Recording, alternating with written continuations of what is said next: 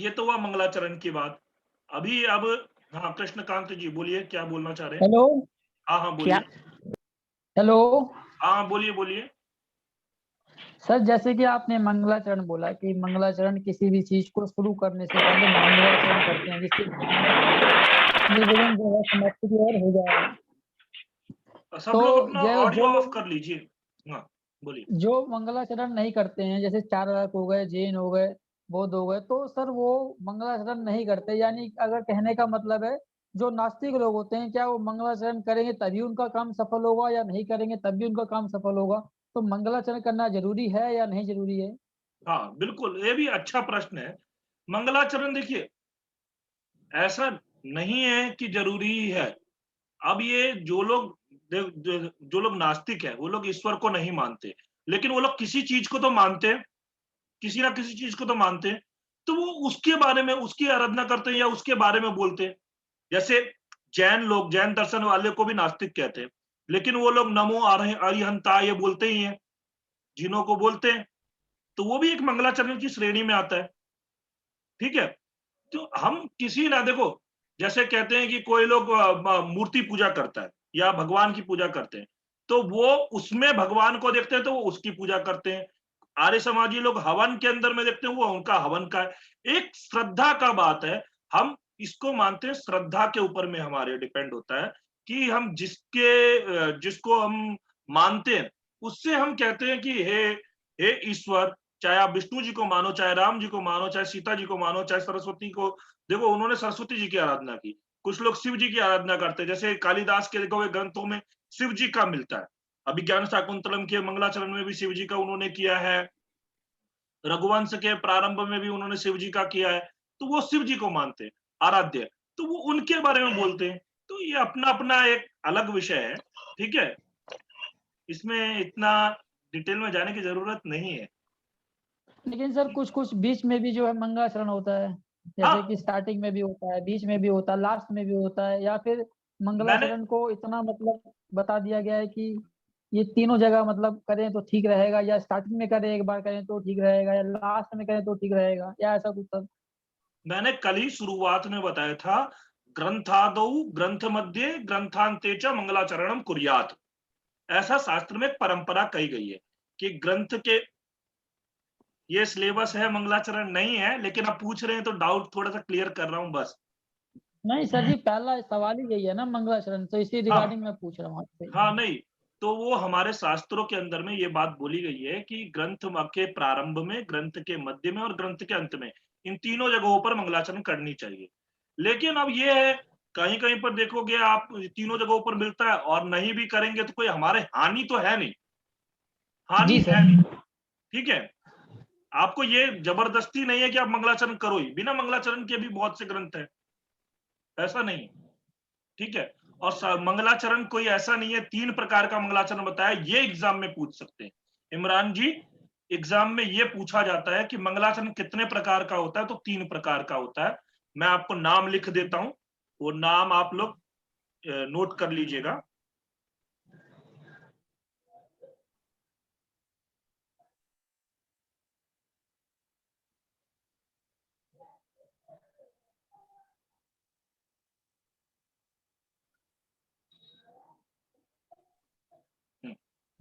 दिख रहा है आप लोगों को? जी महोदय। हाँ,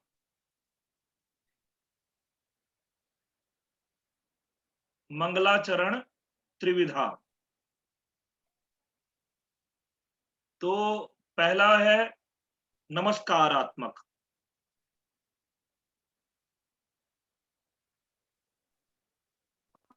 नमस्कारात्मक। दूसरा है आशीर्वादात्मक।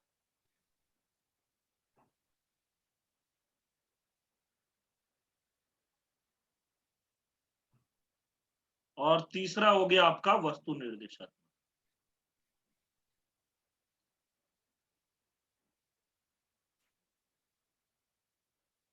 ठीक है सर, मेरी एक क्वेश्चन है, क्वेश्चन टीका जो लिखे थे, वो लिखते हैं, उसके बारे में कुछ डिस्कस कीजिए। टीका जो लिखते हैं, अच्छा टीका के बारे में डिस्कशन करेंगे, आगे करेंगे थोड़ा सा। अभी हम विषय पर चले तो फिर मैं टीका के बारे में भी बताऊंगा, टीका की परिभाषा, क्योंकि सूत्र की तो कल मैंने परिभाषा आपको लिखवा दी थी। सूत्र की परिभाषा संज्ञाचा परिभाषा नहीं, ये अल्पाक्षरम असंदिग्धम सारवत विश्वतोमुखम अस्तो भवन विद्यांचा सूत्रम सूत्र विदो विदु, ये सूत्र की परिभाषा थी। फिर सूत्र के 6 प्रकार होते हैं, वो संज्ञाचा परिभाषा विधि नियम एवं अतिदेशाधिकारश्च सूत्रानिसट ऐसे करके है। हाँ, तो वो 6 प्रकार सूत्र के हैं, वो हम लोग आगे डिस्कस करेंगे। सूत्र के प्रकार, फिर व्याख्या क्या होता है, टीका क्या होता है, भाष्य क्या होता है, इन सब की परिभाषा एक लिख लेंगे। क्योंकि बहुत बार एग्जाम में, जैसे कल सूत्र का मैंने करवाया था, बहुत बार श्लोक देकर के पूछ लेता है ये किस क्या परिभाषा है। ठीक है, तो वो हम लोग आगे की क्लासों में करेंगे। ये 3 प्रकार के मंगलाचरण हो गए, समझ में आ गया। नमस्कारात्मक में देवी देवताओं का हम नमस्कार करते हैं ताकि वो हमारा कल्याण करें। आशीर्वादात्मक में वो हम लोग आशीर्वाद मांगते हैं, या जैसे मान लीजिए मैं आचार्य हूं और मैं अपने छात्रों के लिए अगर कोई ग्रंथ लिख रहा हूं तो मैं उनको आशीर्वाद देने के लिए ये आपका मंगलाचरण करूंगा, उनको आशीर्वाद देने के। और तीसरा है वस्तु निर्देशात्मक।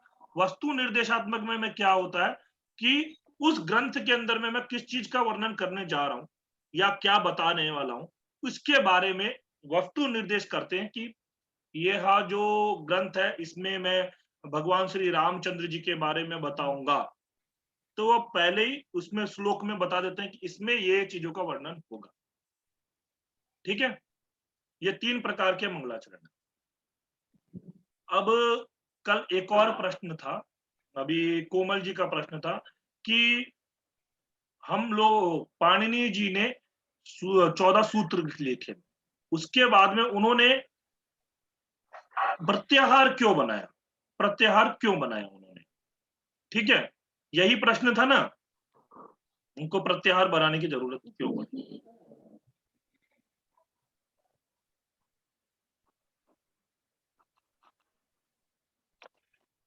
देखिए, पाणिनि जी के वो पाणिनि जी ने जो शिव जी के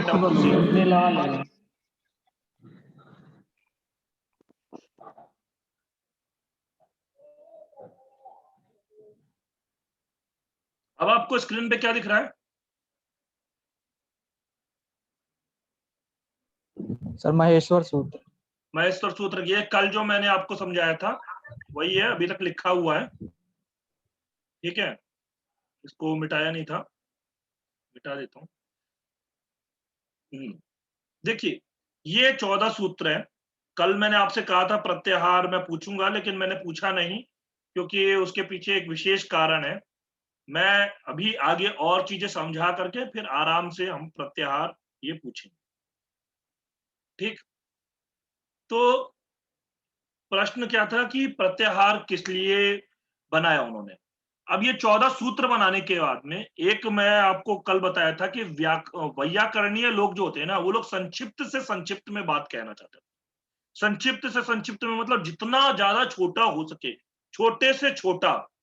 और एक लोकोक्ति है, लोकोक्ति क्या है, आपको ये लिख लेना चाहिए। कहीं पे वैसे एक एग्जाम्स के रिलेटेड नहीं है थोड़ा सा, लेकिन ये है शास्त्र की लोकोक्ति है कि अर्धमात्रा लाघवे न पुत्रोत्सवा मन्यन्ते वैयाकरणा। अर्धमात्रा लाघवे न, वो लोग अगर आधा मात्रा भी कम कर दे ना कहीं पे, जैसे मान लो बड़ी ई की मात्रा हो रही है, हाँ, और छोटी ई भी ले आए ना, तो वो लोग बहुत ज्यादा बड़े अपने आप को मानते हैं, इतना खुश होते हैं कि मान लो जैसे किसी का बेटा पैदा हुआ हो और बेटा पैदा होने के बाद जैसे वो उत्सव मनाता है, वैसे ही वो लोग उत्सव मनाते हैं। मतलब इतना ज्यादा वो लोग लाघव करना चाहते हैं, इतना ज्यादा वो लोग कम से कम में बात बोलना चाहते हैं कि कम से कम में बात बोलना चाहते हैं कि वो अपना आधा मात्रा की भी कमी करने पर वो पुत्रोत्सव के समान मनाते हैं। यहां पर अब देखो, उनको प्रत्याहार करने की जरूरत क्यों पड़ी? क्योंकि अगर मान लो सबसे पहला सूत्र संधि का है, इको यणचि, इको यणचि,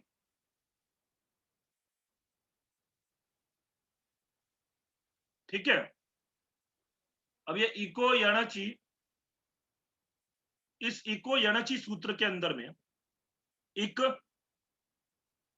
यण और अचि, अच, ये तीन प्रत्याहार उन्होंने प्रयोग किया। अब इस तीन प्रत्याहारों के द्वारा वो कितनी सारी बातें बोल सकते हैं, इन तीन प्रत्याहारों से ही केवल इस इको यणचि, इन तीन प्रत्याहारों से उन्होंने कितनी सारी बात बोल दी, पूरा एक यण संधि बना दिया उन्होंने। तो वो जितना ज्यादा शॉर्ट में बात बोलनी हो, इसके लिए उन्होंने क्या किया, एक तरकीब अपनाई। क्या तरकीब? कि हम प्रत्याहार बनाते हैं। प्रत्याहार के बेसिकली प्रत्याहार कुछ नहीं है, खास कुछ नहीं है, इसमें पहला अक्षर और लास्ट अक्षर ये दोनों ले लिया, इससे बीच के जो भी है वो उसी के अंदर में ग्रहण हो जाते हैं। जैसे कभी हम लोग बोलते हैं ना 1 to 10, इंग्लिश में बोलते हैं 1 to 10 स्टूडेंट्स आ जाओ, तो 1 से लेकर के 10 संख्या तक के स्टूडेंट आ जाएंगे। अगर मान लो कहीं पे 100 स्टूडेंट है तो ऐसे बोलते हैं 1 to 50 स्टूडेंट्स एक तरफ हो जाओ, 51 to 100 स्टूडेंट्स एक तरफ हो जाओ, तो ये बोलते ही बोलते हैं। तो वही चीज इन्होंने शॉर्ट करने के लिए एक प्रत्याहार की प्रक्रिया अपनाई, और यह जो प्रत्याहार की प्रक्रिया अपनाने से वो जितना ज्यादा लाघव करना चाहते थे उतना ज्यादा उन्होंने लाघव कर लिया। आप बहुत से सूत्र ऐसे देखोगे, केवल इतना सा बात बोल करके उन्होंने छोड़ दिया, और इस इतनी सी बात से बहुत ज्यादा अर्थ निकलता है। अभी इक का मतलब क्या हो गया, ये हम लोग अच्छे से पढ़ने वाले थे, ई उ री और लृ, ये चार वर्ण, इसकी जगह पर में यण हो, य व र और ल हो, और किस चीज के, अच परे होने पर, तो अच का परे होने का मतलब क्या हो गया, अ ई उ री लृ ए ओ ऐ औ। अब अगर हमारे जैसे कोई बोलना चाहे तो वो ऐसे बोलेगा, ई उ री लृ के जगह पर में य व र ल हो, अ ई उ री लृ ए ओ ऐ औ परे होने पर इतना बड़ा वाक्य बनेगा। अब इतना बड़ा वाक्य जब तक हम लोग बोलेंगे, सामने वाला क्या कहेगा, ये क्या बोल रहा है, कुछ समझ में ही नहीं आ रहा। इसीलिए उन्होंने क्या किया, उन्होंने इसको शॉर्ट में करने के लिए, बहुत कम चीजों में बोलने के लिए, उन्होंने सीधी सी बात बोल दी, इको यणचि, बस। तो ऐसे और भी सूत्र हैं, बहुत से सूत्र हैं। आप जब, इसीलिए मैं प्रत्याहार पहले करवा रहा हूं। आप लोग ये सोच रहे हो कि पहला टॉपिक संधि है, संधि समझने से पहले आपको बेसिक नॉलेज प्रत्याहार, हाँ, उच्चारण स्थान, आभ्यंतर प्रयत्न, बाह्य प्रयत्न, इन सब का ज्ञान होना बहुत जरूरी है, नितांत आवश्यक है। और जब इसको आप, इसका ज्ञान होगा तभी आप संधि अच्छे से समझ सकते हो, नहीं तो फिर आप समझ नहीं पाओगे। ठीक है, इसीलिए हमारी पहली क्लास उसमें गई, कल प्रत्याहार के समझाने में गई, और आज मैं पूरा संज्ञा प्रकरण आप लोगों को कराऊंगा। ठीक है, समझ में आया आपको राखी, राखी जी, प्रत्याहार क्यों क्यों बनाया उन्होंने, इसीलिए शॉर्ट में बताने के लिए। ठीक है, हाँ कृष्णकांत जी, आप कुछ बोलना चाह रहे हैं?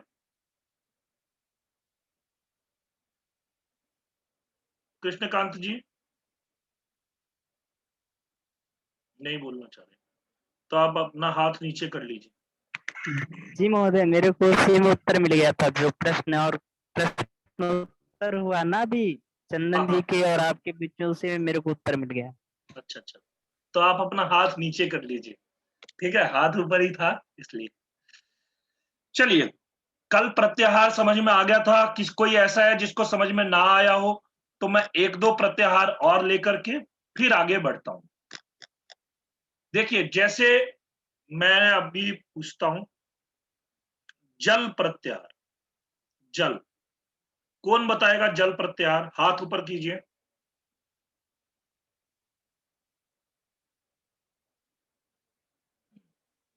और भी लोग, माधव झा जी आप बताइए। माधव जी। जी सर। जल प्रत्याहार बताइए।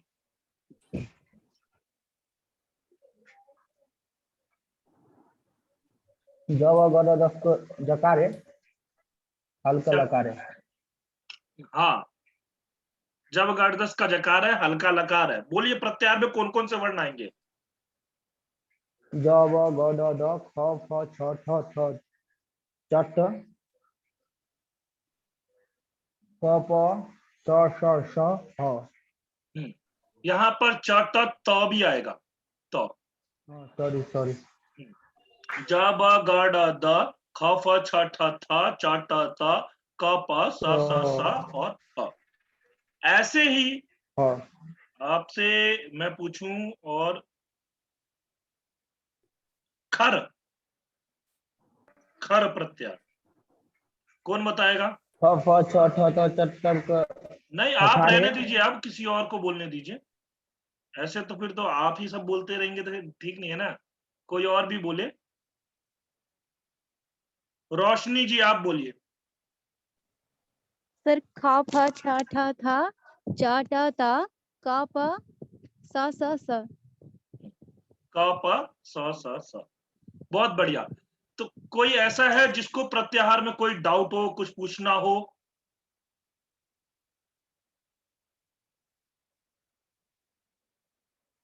यदि कोई डाउट हो तो आप पर्सनली भी पूछ सकते हैं, सोनू जी से पूछ लीजिए, या जिससे भी आप मतलब मुझसे भी पूछ सकते हैं, ग्रुप में पूछ सकते हैं। ठीक है, कहीं भी कोई भी डाउट हो। अब हम लोग आगे चलते हैं। सर प्रत्याहार में है 2 बार क्यों आया है? अच्छा इमरान जी, कल मैंने इसका उत्तर दे दिया था, लेकिन फिर आपने पूछा है तो मैं बता दूं। देखिए ये 2 बार ह है, एक बार ह यहां पर है और एक बार ह यहां पर है। ठीक है, ये जो ह है, पहला वाला ह, वो क्या है आपका? विसर्ग के लिए प्रयोग हुआ है। विसर्ग, आप जानते ही हो, रामः, रामः सुनते होगे, रामः कृष्णः। तो ये जो कृष्णः, हकार का उच्चारण होता है विसर्ग का, तो वो विसर्ग के लिए हकार लिखा हुआ है यहाँ पर। ठीक है, और ये वाला जो ह है वो स स स और ह। ठीक,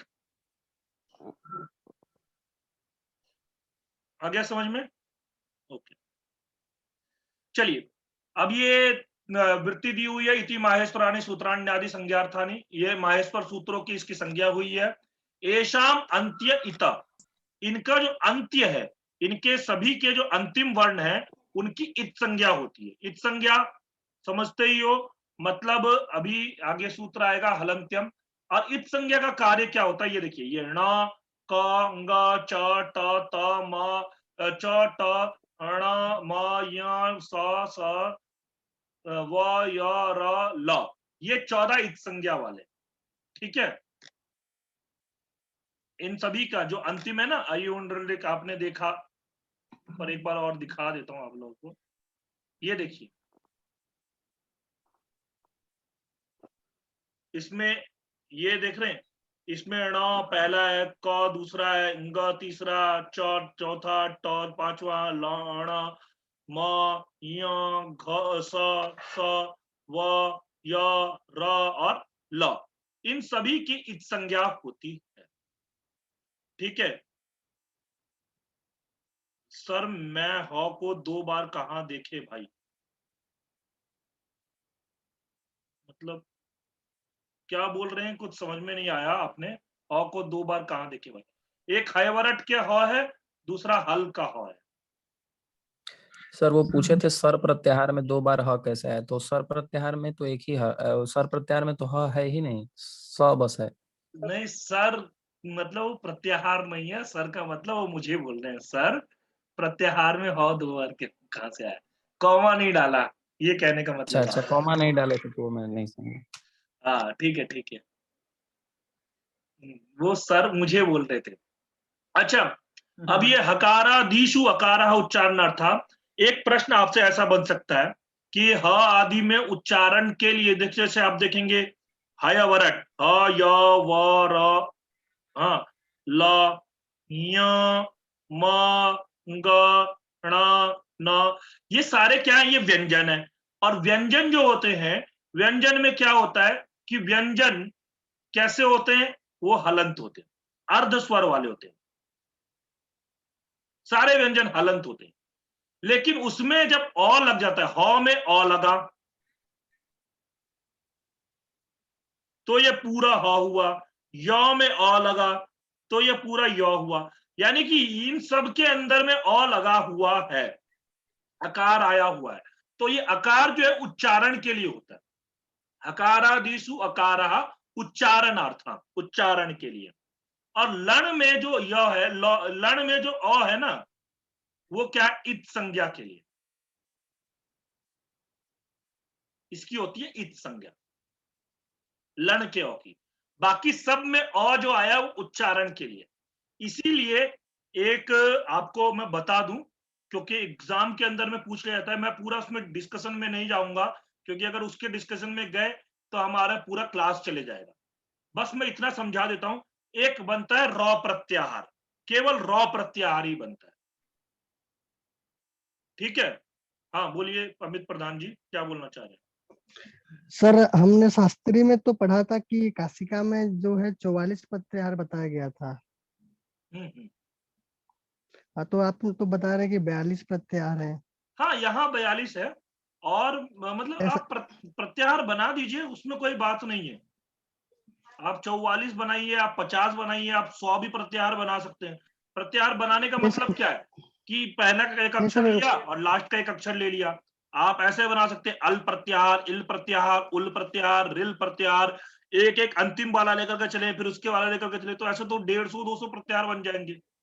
लेकिन क्या है, वो उन्होंने इसलिए बोला है कि 42 प्रत्याहारों का प्रयोग कौमुदी के अकॉर्डिंग ही एग्जाम होगा, बिल्कुल कौमुदी के अकॉर्डिंग ही, काशिका वगैरह के अकॉर्डिंग एग्जाम नहीं होगा। और कौमुदी में 42 प्रत्याहार गिनाए गए हैं, तो वो 42 प्रत्याहार ही माने गए।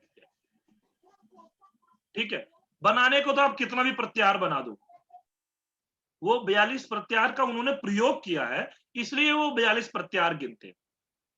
ठीक है, आप 150-200 प्रत्याहार बनाओ, वो आपके ऊपर में डिपेंड है। आया यहां पर बात, यह है रॉ प्रत्याहार की। मैं रॉ प्रत्याहार इसलिए बोल रहा हूं कि रॉ प्रत्याहार भी एग्जाम के अंदर में पूछा जाता है। रॉ प्रत्याहार के अंदर में कौन कौन से वर्ण आते हैं, रॉ और लॉ, दोनों हलंत होगा, रॉ लॉ।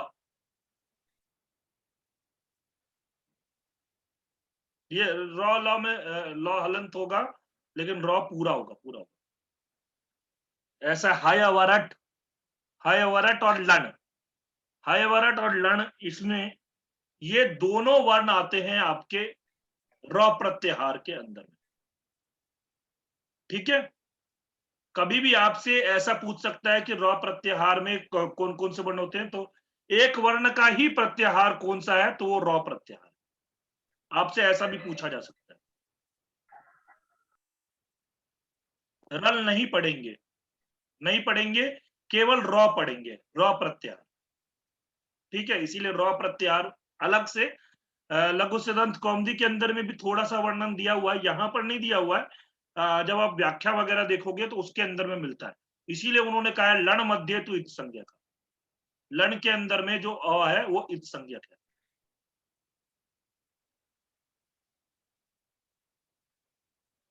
हाँ ठीक है, उणादि कोश में 2 बताए गए हैं और पाणिनि के उसमें 42 है, तो इसको मिला करके उन्होंने 44 बनाया।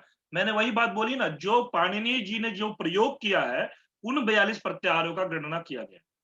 बाकी जो है आपका 42 से ज्यादा आप बना दो, 150-200 प्रत्याहार। मेरे को अगर बोलेंगे तो मैं 150-200 प्रत्याहार बना दूंगा। बनाने में क्या है, आपका पहला वर्ण लिया, लास्ट वर्ण लिया, किसी का भी लास्ट वर्ण ले लो, वहां तक का वर्ण बन गया प्रत्याहार। समझ में आया? तो वो चीज है। चलिए हलंत्यम, ये अब मैं एक एक सूत्रों के बारे में बता देता हूं, बस थोड़ा थोड़ा बताऊंगा, ठीक है? और आपकी क्लास शायद कट सकती है, फिर दोबारा आप लोग ज्वाइन हो जाइएगा। हलंत्यम, हलंत्यम में क्या है, इत संज्ञा होती है इसकी। इससे हमारी क्या होती है, इत संज्ञा होती है। अगर आपसे इत संज्ञा सूत्र पूछा जाए कौन सा है, तो आपका इत संज्ञा विधायक सूत्र हलंत्यम। ठीक,